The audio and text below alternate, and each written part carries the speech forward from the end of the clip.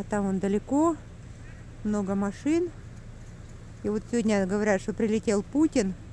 Скорее всего, вот там вот вся эта вереница машин, она сопровождает президента. Добрый вечер. Город Анадырь. 9:30 вечера. К нам в город прилетел президент России Владимир Владимирович Путин. В данный момент он находится в здании администрации округа. На улице Водки стоит памятный знак, посвященный пограничникам Чукотки, номер 110.